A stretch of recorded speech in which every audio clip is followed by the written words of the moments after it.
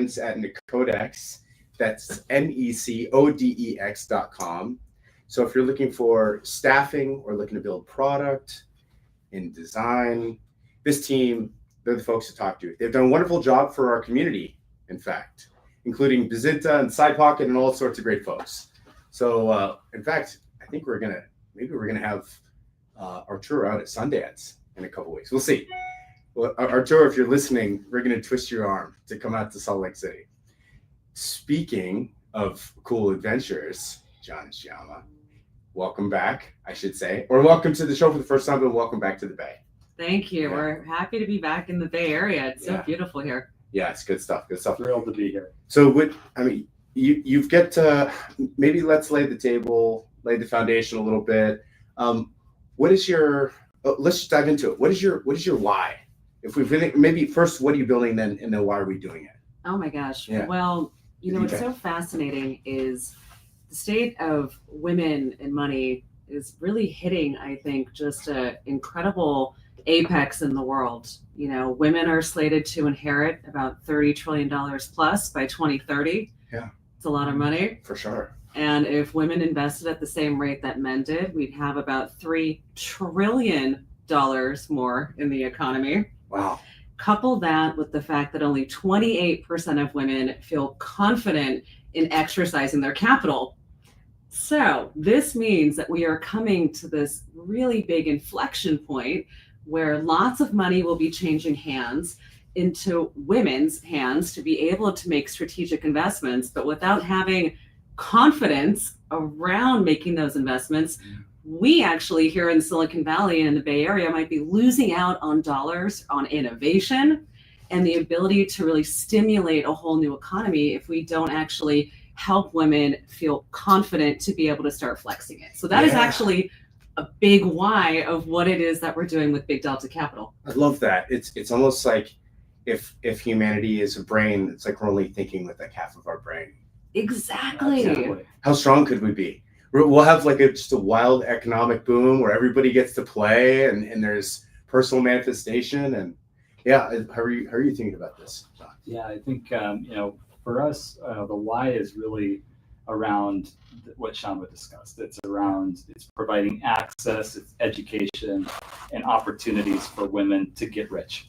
And we believe strongly that we see a gigantic ripple effect when we empower women and that women have that ability to invest like men. We see a ripple effect as a result of being able to use capital aligned with values to make change in the world. And so when we see that from a ripple effect from not only from the women themselves, but for families and in turn men as well. Wow. And by that you mean maybe less violence and what are the downstream effects? How does it all work? Sure. I think we have two really interesting different stories that really, I think, kind of drive it home.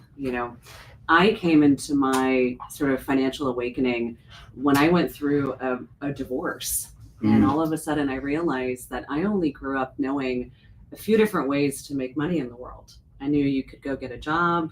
I knew that I could invest in a 401k.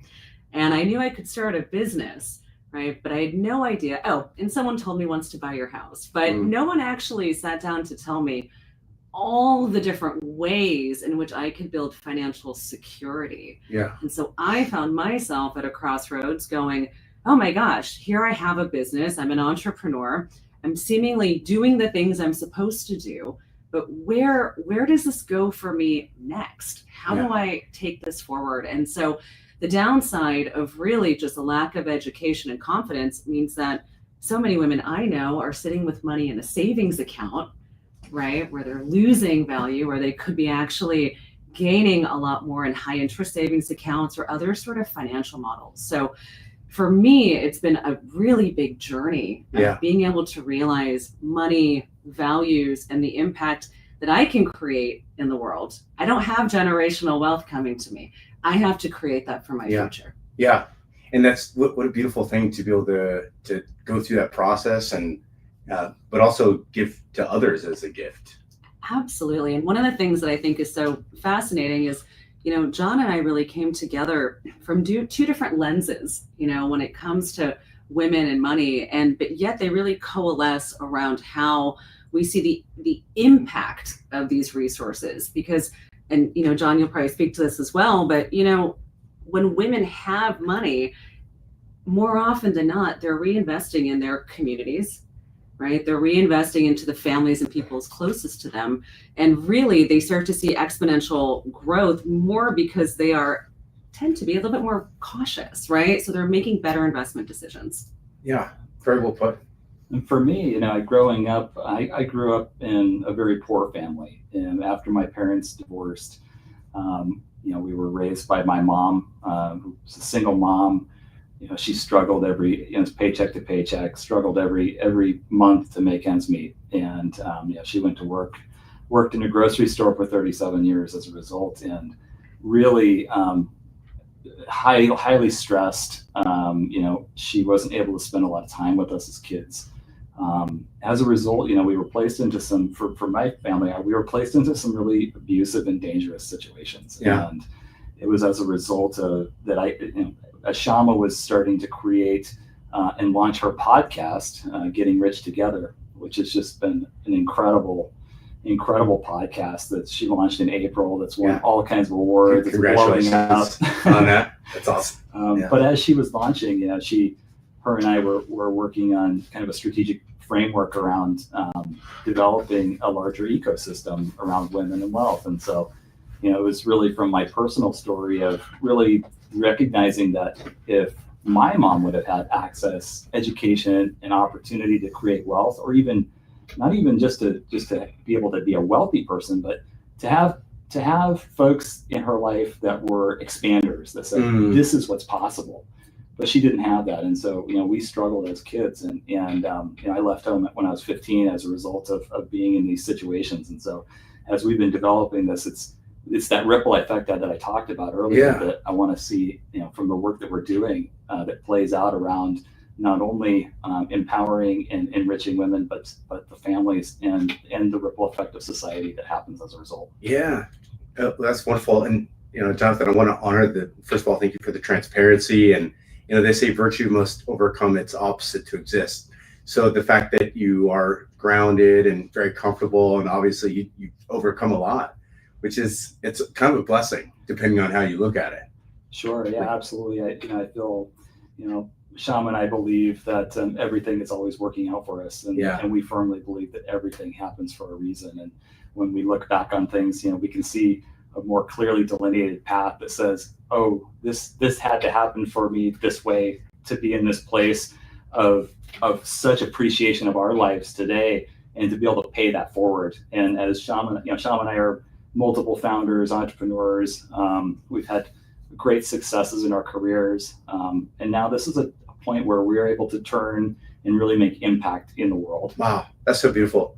One of our mutual friends, Tanya Long, she was on the show recently, and she helped me and Sandra understand things are happening for you in the positive. And then when that happens, you can stay in this space of just enjoying the process, not oh, this needs to happen.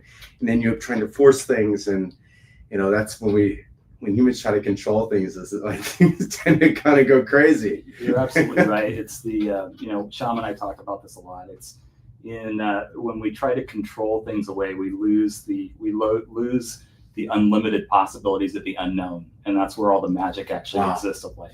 Yeah. I want to pull in Mr. Peter Wang over here, specifically on that thread, because this whole philosophy of there's infinite possibility happening in the now, and our consciousness is navigating this all at the same time. It's kind of a crazy idea. So do we create the reality that comes from us? This sounds a lot like Oh, the levels are good? Here. Cool. Use this one. Oh, it's not on? This is not on. All right, cool. Yeah.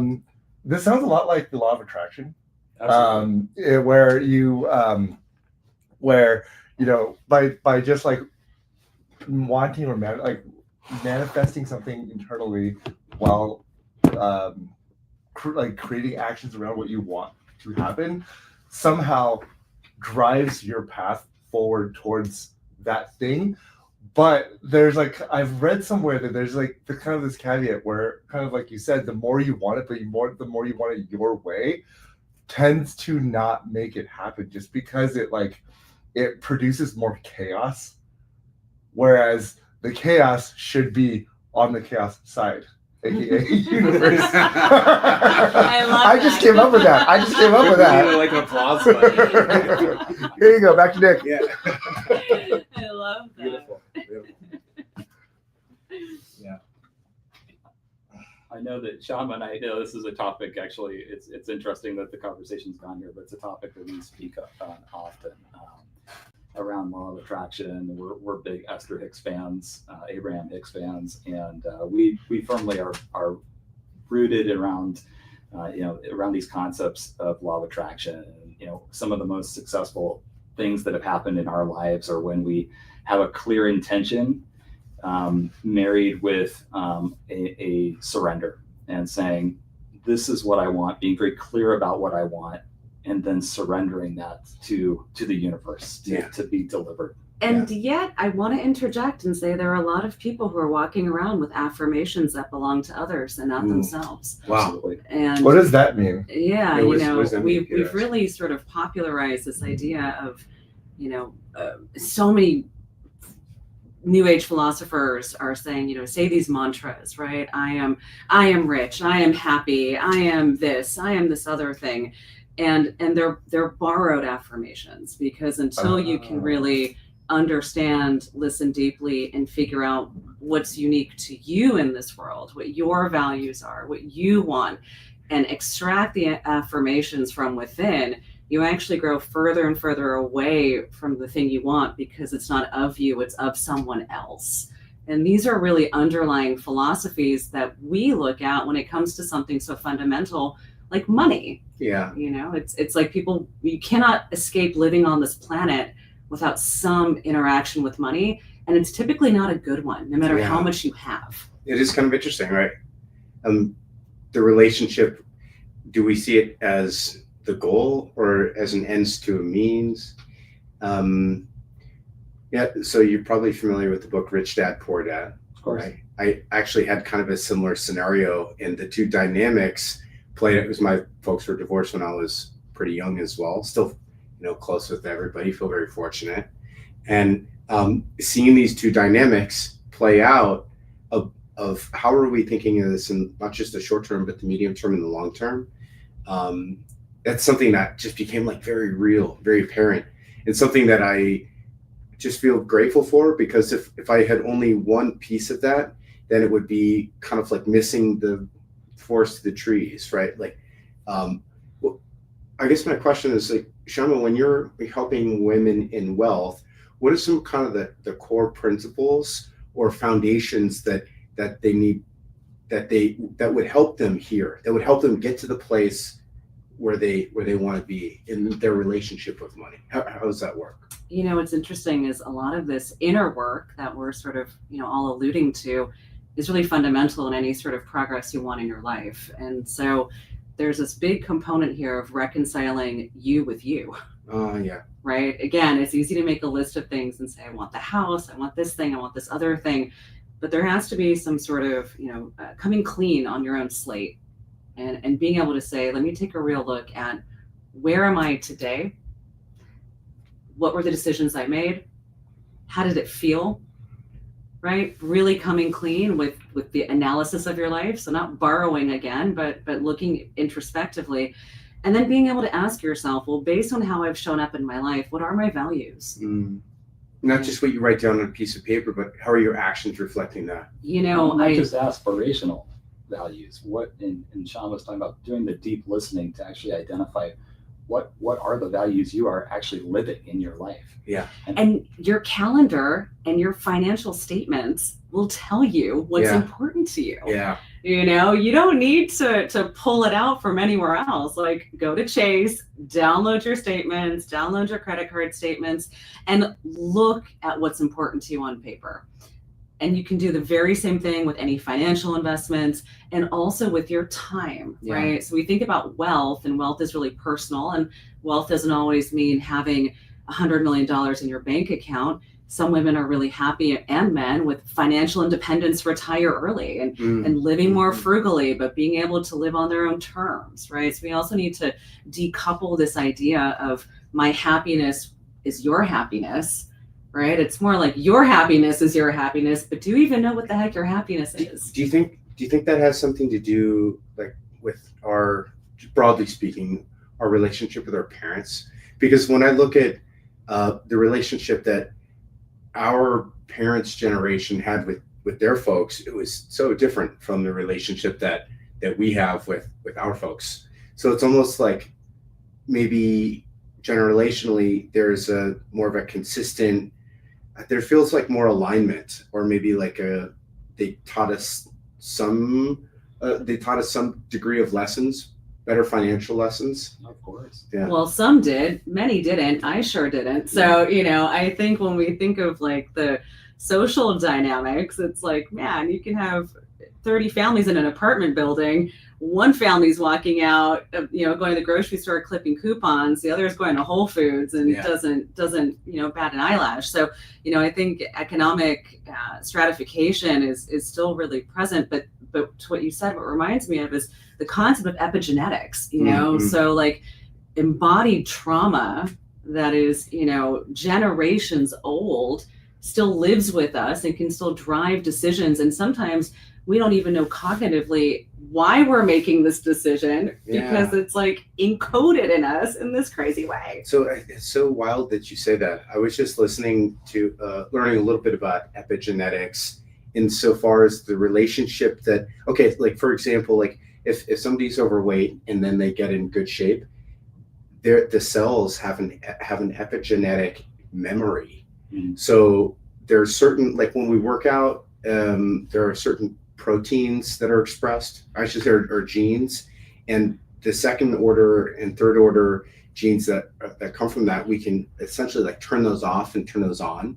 So I think it kind of speaks to why, like somebody who has historically been overweight but then lost a bunch of weight, it's easier for them to gain that back because of the epigenetic memory. Sure. So it's like, I know that was a little bit of a weird like segue into science, but it works the same with like food scarcity, which then translates into how you spend your money, which then translates into like the history of your spending habits. Maybe. Totally. I mean, we spend because we think what we're going to spend ultimately is going to bring us happiness, right? Yeah. And so it goes in the other direction. We don't spend because we think saving it or keeping it will bring us happiness.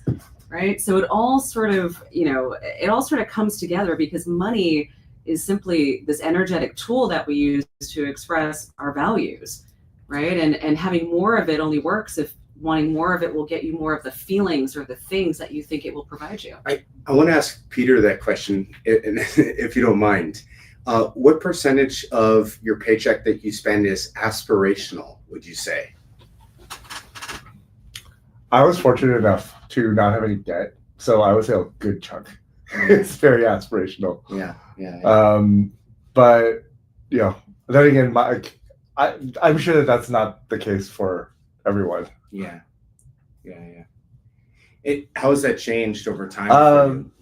I think as the older I get, the more I realize that my spending habits have to be more focused forward on the future versus now. Like back when I was in my 20s. Oh man, it was very instant gratification, kind of. But now that like I'm kind of almost 40, and I have to look at like legacy and what is something that I should be building and leaving behind. That's when I have to decide. Oh, maybe the things that I spend my money on should be a little bit longer lasting. Maybe focusing more on stability. I think it's when we think about money, part of the mission of Big Delta Capital, what we're building, is to open up conversation around money. Everyone has a money story, and everybody's idea of wealth is different. And so the problem that we see today is that many folks don't want to discuss money. That it's a taboo topic. That when we talk about, if I ask you how's your money, a lot of folks are going to clam up, or they're going to feel very uncomfortable. Where does that come from? Is there like some kind of weird like shame, or maybe when when we were first founded on the East Coast.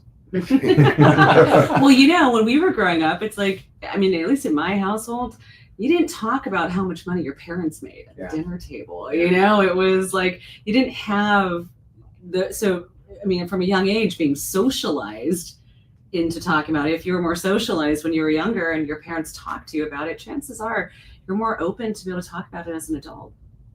Yeah, no doubt about it. So the conversations that we're having now are really to, you know, we're part of our mission is to open up those conversations so that we can start to rewrite what those money stories look like. So we can start to rewrite these epigenetic things that we have of our past. That's a fun word to say. It is, isn't it? I immediately feel like 10 IQ points smarter. Thank you for saying that. You're welcome. Do you have any other fun $10 words up your sleeve? Oh yeah, let's keep going. That's beautiful. And so I guess we're able to this vehicle to help empower and educate around entrepreneurism for women. It can be done through parties and wonderful events and summits. Maybe can we talk a little bit about? Yeah, absolutely. Okay. You know, I think there are 3 components that we've unlocked that I think will really help to bridge this gap and solve for this, you know, crisis that we're coming upon. And one is creating a network. The second is being able to provide education. And the third is being able to have access to opportunities. And so through our Women in Wealth Catalyst Summit, we're essentially weaving together all 3 of these components in a way that hasn't been done before. Mm. So imagine all the conferences you've been to, you know, you're talking to brilliant people, but you don't know what to ask them. Right? I'm like, oh, Nick, like you're super smart. I know you're incredible, but what are the things that I can ask you about that you want to share with me? And maybe I start talking to you about your shoes, which are fabulous, by the way. But I never get to asking the juicy thing that's actually going to move the needle in my life. Oh, okay. Right. So maybe you're helping them. You're helping the community get to that kind of aha moment, that unlock. Peer-to-peer matchmaking. So so our conference is really designed to be not celebrity driven. So no fancy keynotes. It's all role models. Yeah. I love that. Yeah. Like first person experience sharing around how you've actually done the damn thing. Yeah. You know, it's really a different way of looking at it.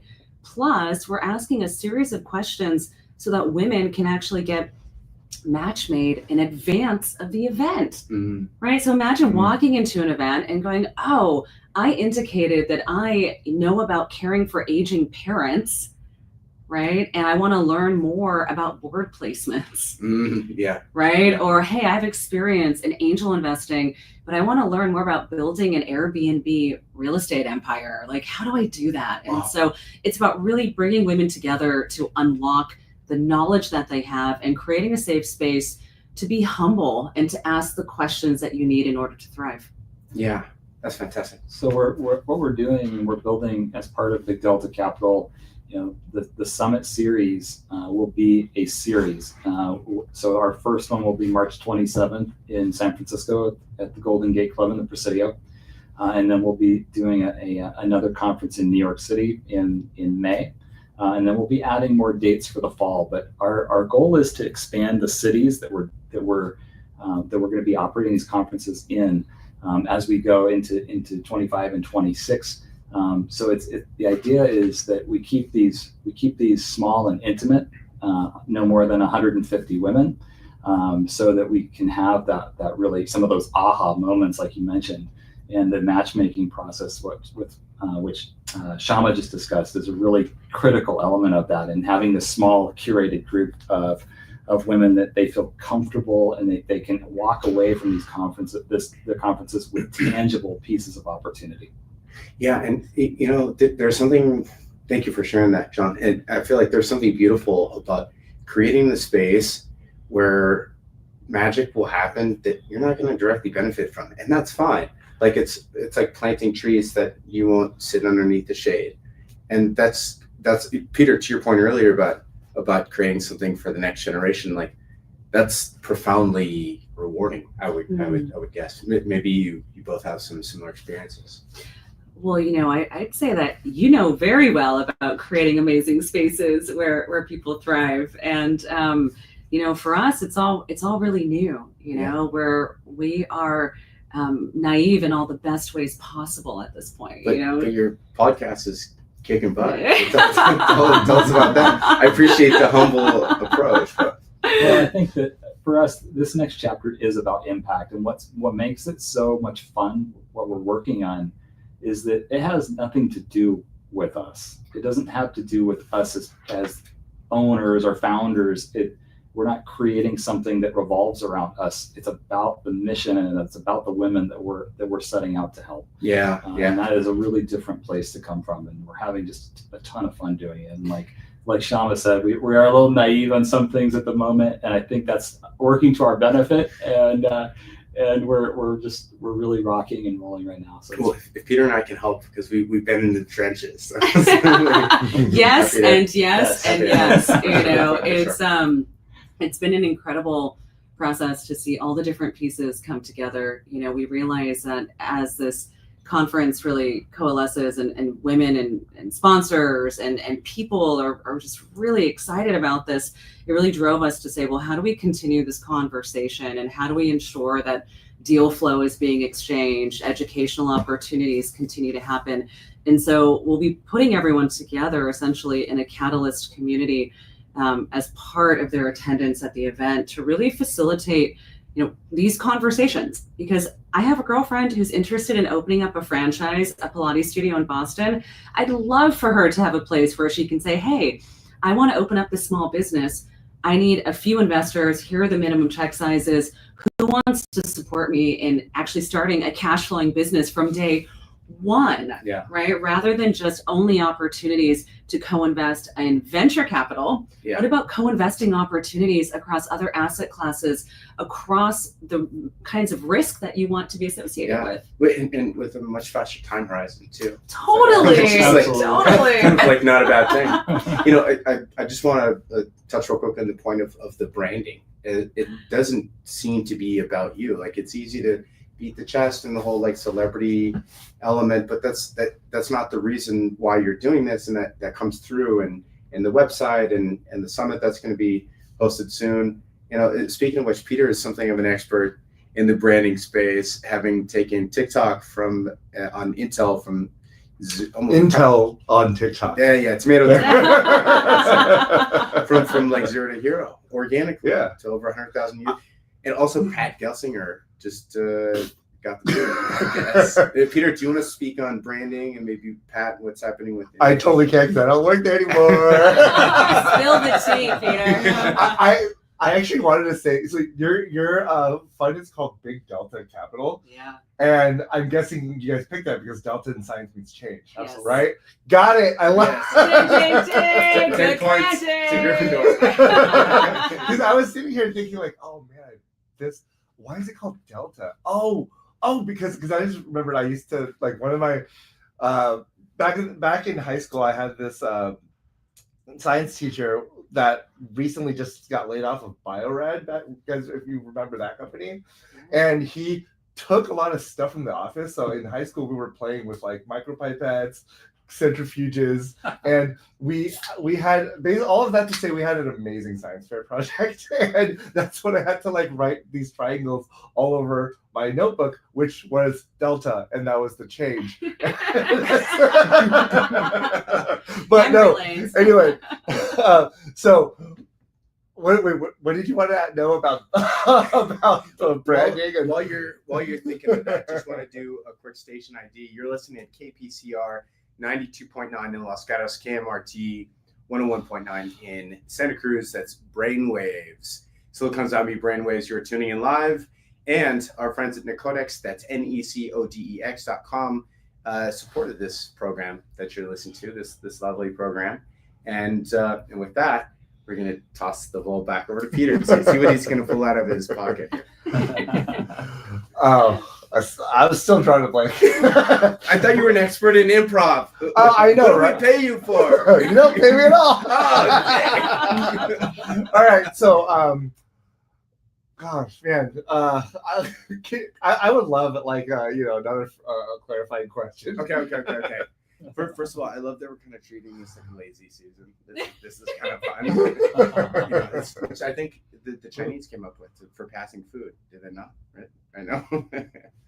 I'm gonna go with Maybe. Yeah. No, but I do have a random fact about And here we go. this is not going to relate at all to Good. anything, but I learned that the so last week, no,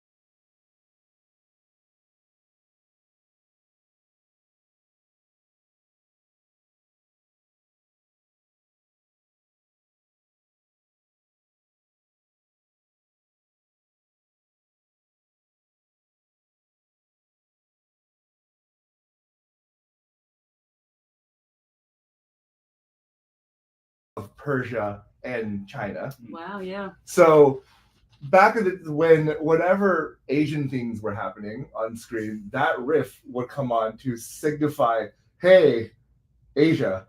Wow, I had no idea. I like your fun facts there. It's a beautiful jingle. Peter, Yeah. can you sing us the jingle real quick? Which one? The one that goes Yeah. na na na na na na na na na. That's awesome. You know that one. I like that he told me to sing. Well, Yeah, because it's I cool. don't, Very smart. I don't know.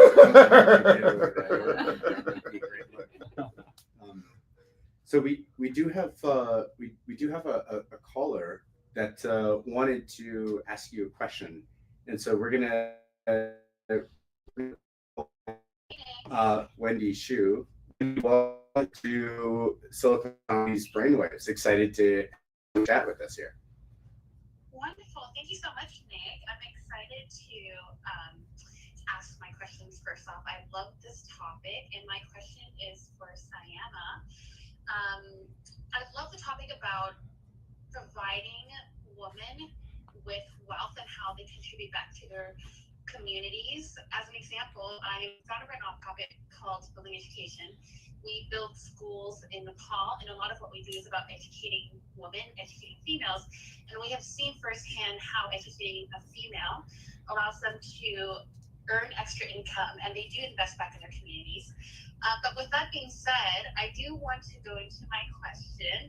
So I guess my question would be around the internal work and the external work that is needed to then generate wealth for women that are in developing countries and developed countries, because I find myself also kind of going through the challenges similar to those in a developing country. So I'll give you an example. Just last week, I was actually featured in Nick's podcast, The Silicon Zombies, and we talked about fundraising. That was a big part of it. Like, how do we fundraise? How does Building Education fundraise? And there was one thing that I caught myself on, and the biggest thing was that, you know, someone had asked a question about what is the most important thing about building a fundraising, and I said the most important thing for me is to build a relationship with a donor. And I said automatically, I said, you know, for you getting to know me for the first day, you're not going to just donate $100,000 and write me a $100,000 check. And I realized that that was a belief that I had created for myself when it comes to fundraising, and that was preventing me from being able to actually fundraise large amounts that can then do and create greater impact in the world. So I guess my question would be, what do you think comes first, the internal work or the external work, in order to generate more wealth for ourselves and our companies and our businesses? And then what would you say are like good steps or, you know, educational tools that we can approach in order to get there? Wow, that's an awesome question. Thank you. Thank you, Yeah. Wendy, from Building Education. Syama, please. Yeah, Wendy, thank you for all the work that you're doing in the world. That's really powerful, and we're lucky to have you do that. One of the things that I love the most is really like when I see women who are doing all these exciting things that are happening. It gives me a lot of hope because I go, great, thank you for you doing your thing so that I can be over here doing my thing. And so major high fives and props. Now, as far as like the things to do, obviously internal work is a lifelong journey, and the external ways in which that express themselves will change over time. I've spoken to a lot of women who are in wealth building phases, but a lot of them are also at this moment sending their children off to college, and they are spending a lot of money sending their children off and having their new empty nests. And so one of the important things is that your values will change over time. The internal work changes. It's almost like the moment that you have a big aha realization, you are just moments, maybe it's months or years away from the next big realization. And so as a life principle, the moment you have your first crisis, thank God, because hopefully if you're lucky enough, you'll have many more. And so I think a big part of this is getting into practice with the idea that you are not a static human and that your income levels will change over time. Your ability, your earnership, your ability to take risk will change over time. And so my ask of you is to stay light.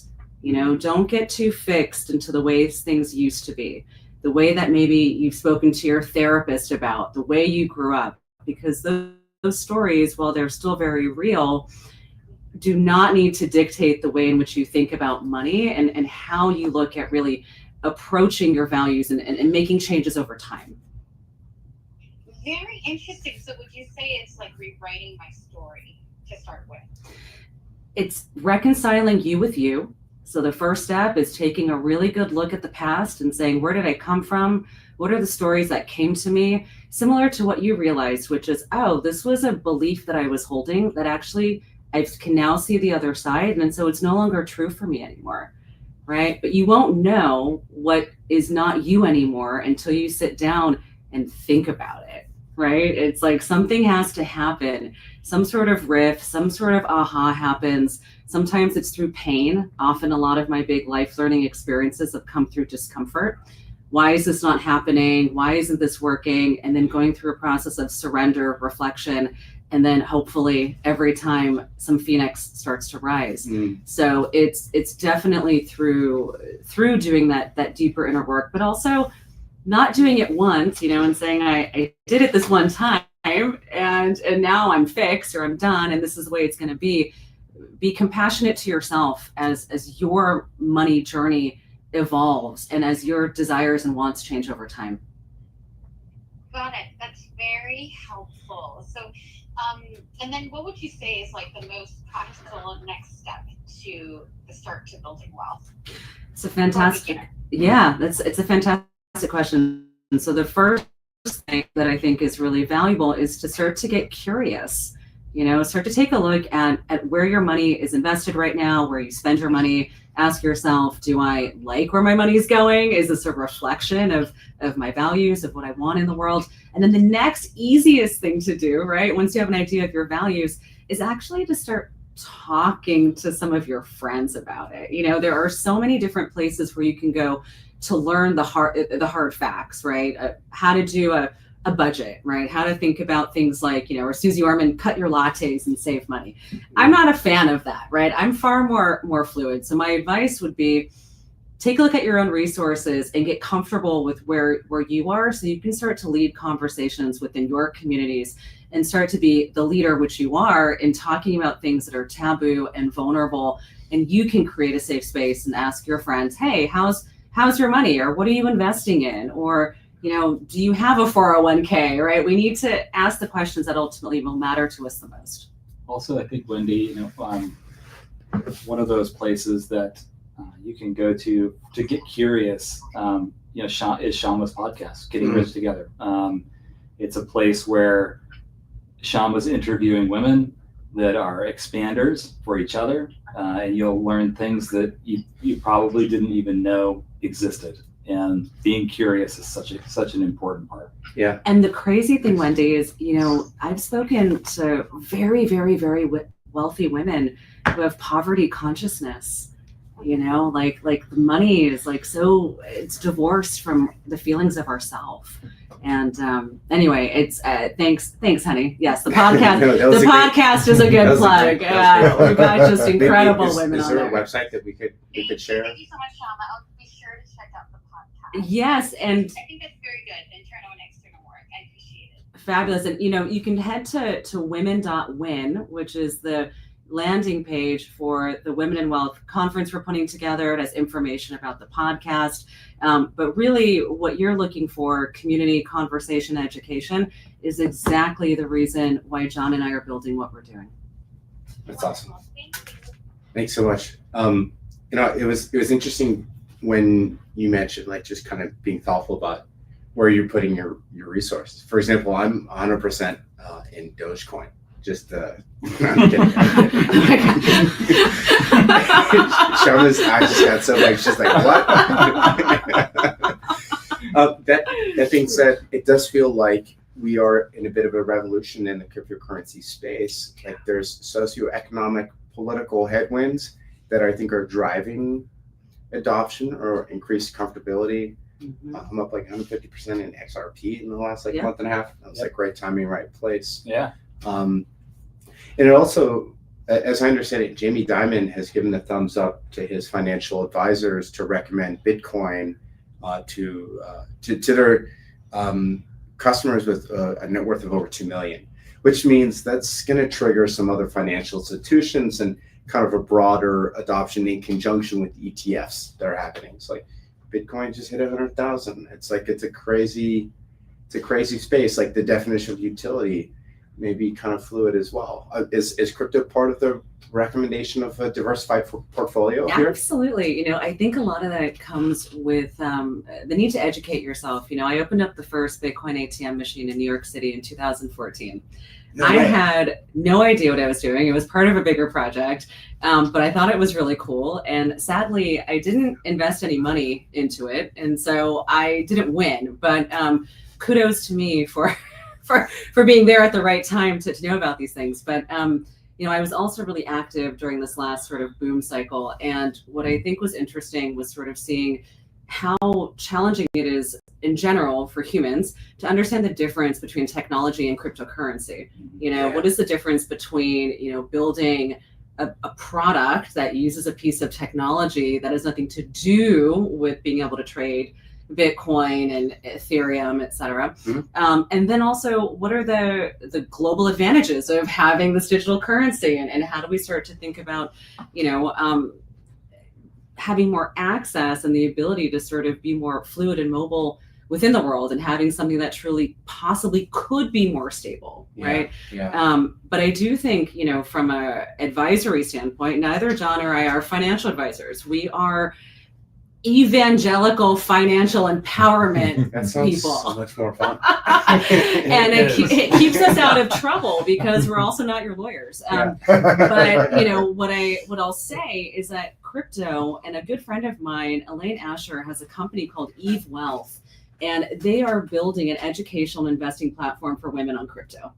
And the truth of it is that women need to understand things and learn things differently. And given that we make up 50% of the population, we should have products and services designed to the way we think and operate and need to be taught. And so I'm excited to see companies coming out the gate rethinking user experience, rethinking the way we do education, because ultimately, at the end of the day, from my experience, to have a woman part with her cash, right, takes about 5 to 7 times longer, right, when it comes to an investment opportunity.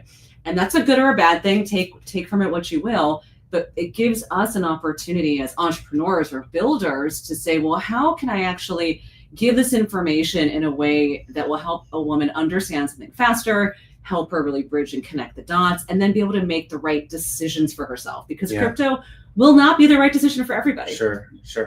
It's almost like by understanding the psychological differences between men and women, we can have a more thoughtful process to converting and maximizing value on both sides. You know, it's like back in the day, in the 50s, you know, it wasn't, you know, it wasn't women making these decisions. It was just like such a bummer. Like back, they used to, what was the whole like pink it and shrink it, for example? Like they would take a male product and then it was just fellas making these decisions and they don't even know the target market. Oh so my it's just gosh. like they're losing out. John, what do you think? I'm glad you brought this up because, you know, part of what we're building within the Big Delta ecosystem, ultimately in the next couple of years, 2-3 years, is to also have a legislative policy center. And part of this, you know, I'm reminded by what you're speaking about is, you know, even we're talking about retooling things to be equitable. Even risk assessments geared to women had actually in the past had different languaging associated with them.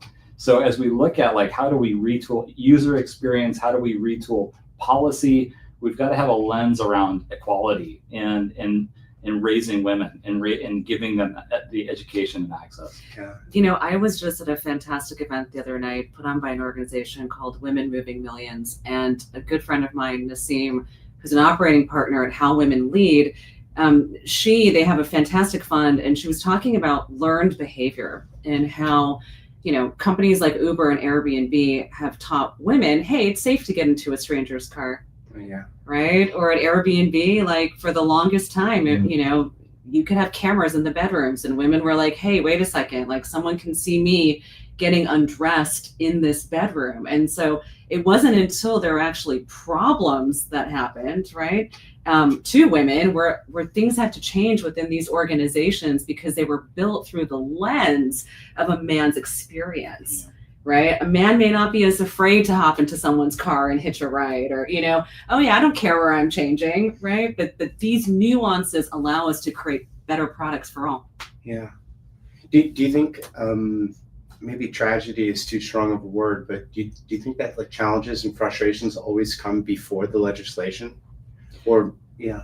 You know, I don't know if it has to, but yeah, I think that oftentimes that is the case. Yeah. And you know, Syama talked about it a little bit ago, is most of the time action is spurred through some sort of suffering and pain. Yeah. And legislation, I think, is always following some level of grievous pain. Yeah, to get there. Mark Zuckerberg was sharing a story about his sister, and she has a saying. It's in Latin, so I'm not going to remember it, but it's essentially knowledge through suffering, which I think is like very kind of Greek. Or well, all of Rome is Greek. all of Rome is Greek. Thank you for coming to my TED Talk. You know, I think that Syama's point, though, you know, what we're building what we are seeking to build on the policy center is proactive, and that's the lens that we're taking is to hopefully to eliminate suffering and to be able to put forth not just U.S. based legislation but global legislation. This is a global problem. Yeah. You know, not just in the United States. Well, you know, it's interesting. It makes me think of like, you know, and I think we're trying to approach this, you know, as a country or as a world around, and I'm going to say the word and I shouldn't say it, but around AI when it comes to proactive governance around how we build technologies through the lenses of more digital humanitarian efforts. Oh, yeah. And that I know is a big conversation because we're trying to proactively avoid having huge, enormous disasters that will then, you know, cause us to fill in the blank. And so, you know, if there's a way to sort of, maybe there's digital humanities, maybe we're sort of through the lens of financial and economic humanities, right? How do we sort of think about equalizing these things? Sadly, there's been many crises within women and money, mostly because of a lack of access and all of those things. But there's a huge ability now, I think, to make leaps forward. Yeah. When you said, I shouldn't say this, but I'm going to, and you said AI, I was like, oh, I hope it's not a bad word. Is AI a bad word now? I don't know. To be determined. Yeah, speaking of which, my wife was talking to her niece, who's 12, and she said, well, Tia Sandri is a word that starts with a B, and I don't want to say it. And she said it at the dinner table, and I said, Toti, what word were you going to say? She goes, bossy. And I was like, Well, I hate to say she's right. That's not the direction I thought she was going to go. Thank God. Catastrophe averted. Anyways, sorry, weird side diatribe. But so we've got a couple minutes left here. What are some takeaways that women who could be interested in changing their financial future, getting involved in Women in Wealth? How do they connect with you? How can the zombie community and the KCAT or the Pirate Cat Radio be helpful to the mission for Big Delta? Well, I think Syama mentioned jumping over to www.women.win. That you'll find the Women in Wealth Catalyst Summit website, as well as information about Syama's podcast, Getting Rich Together. Yeah. Those are two really great places to start. For sure. There's also a contact us within that. So we'd love to hear from folks, concerns, different ways of looking at things. As we're developing out our platform and our ecosystem, we would love to hear from people as well. So anything that you can think of as far as help? Well, I put together this really fun little guide called Syama's Guide to Getting Rich Together. Oh, and I want to check it out immediately. I mean, it's pretty fabulous. It's short, and it's full of really great questions and things to think about. And what I did is I sort of split it up into things you can do as a regular person, and then things you can do as an accredited investor. And, what I think is important is that, women in general, a lot of women are qualified accredited investors, don't even know it, and so a big part of it is taking a look at really all the things, where you're at, all the options in front of you. I often, and John's heard this a million times, I invested in Broadway this year, and it was one of the most fun things that I invested in. And cool. When do you ever hear someone talking about a fun investment, right? My friend Alex Johnson, he likes to invest in dinosaur bones. Oh, that's amazing. Well, that's a fun investment. not nearly as fabulous as Broadway. What was the Broadway experience like? And also, if you could share like a couple high level takeaways of what the experience of leading a podcast would be like. Oh yeah, so Broadway, what's been so fun about it is that, again, as you mentioned earlier, a lot of these investments, angel investments, 7-year, 10-year lockups, and who even knows, and and with something like Broadway, you get this tangible feeling of investing in culture today. So there's a really strong emotional outcome. You also see the financials right away, right? You get published numbers on a weekly basis that end up telling you how many seats have been filled, what's happening in the community, right? How people are reacting to things. And so you can also have a really good idea of what the returns are going to look like. Will this show go to LA? Will it go to San Francisco? So it's like investing into a creative, right? Wow. That's a surprise, in fact. Yeah, it's very exciting. And then to your last question, Nick, about, the podcast, it was about a year ago where I told John, hey, I want to do this podcast, and I have no idea if anyone's going to listen, if anyone wants to be on it, and I have no idea what the response will be like. And I feel really strongly pulled to doing this, and I have no business doing it. And you did it anyways. And I was like, I'm going to do it anyways. And now Syama's interviewed over 75 powerhouse women. Wow. Yeah. Wow. So do it anyways. If you want to do it, go for it. Someone asked me, should I do, I want to do a podcast. Should I do it? And I said, we need so many voices out there from so many different perspectives that even if you are 50% the way I am, the other 50% the way that you are is going to land with someone in a way that I will never get to. Yeah. And the impact of that in teaching others is just something that everybody can get down with. Absolutely. Really, I'll just say one last thing about things that we could use help on.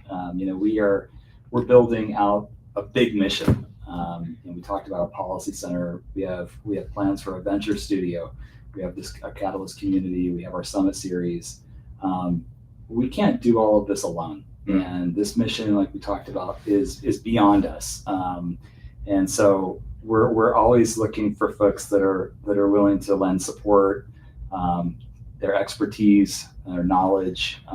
And so we would love to hear from folks around those things as well. Excellent. I just want to bring up a small little point. I noticed that, so there's been a huge rise in podcasts as of late, right? And and if I could like break up the age demographics and into its like forms, Gen Alpha, Gen Z, a lot of them tend to gravitate towards streamers. For example, this might you might not be in this world, but one of the most famous streamers right now, Kaizenat, just finished streaming for the past 30 days and generated like over hundreds of millions of dollars on Twitch.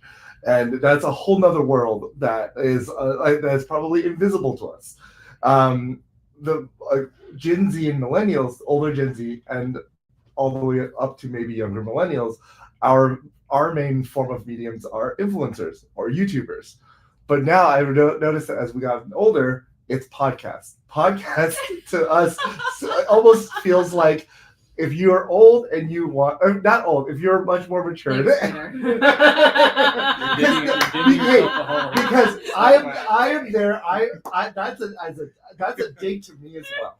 That's a dig to. I am in the same boat. Well, you know what's so funny is I intentionally, and this goes against any marketer sound advice, is I don't video record my podcast.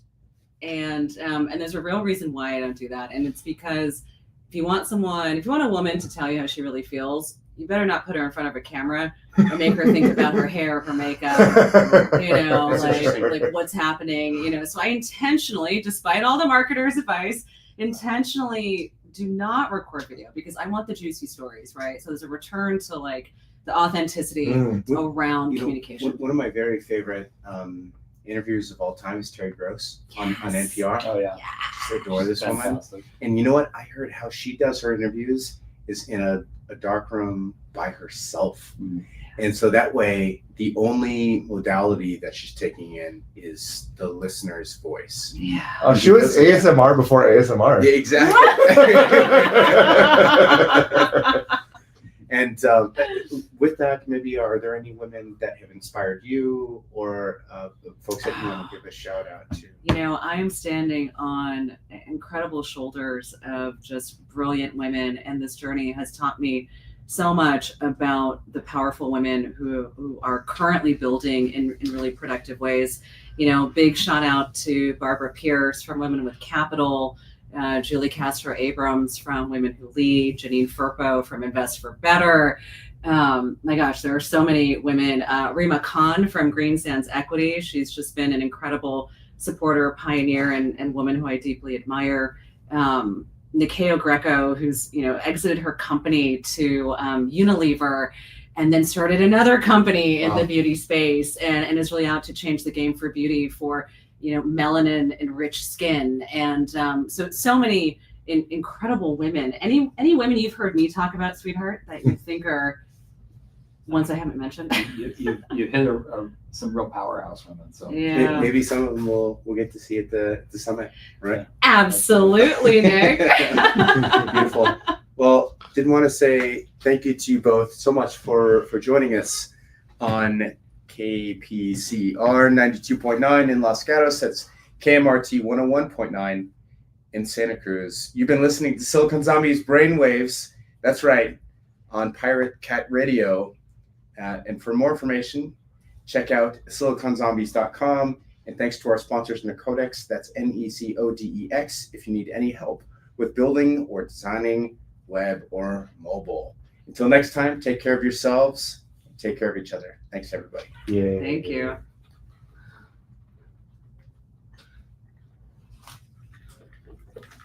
So Broadway. Yeah, this like slow jazz is pretty fun. This is like. How long are you guys in town for? We live here. Oh, cool.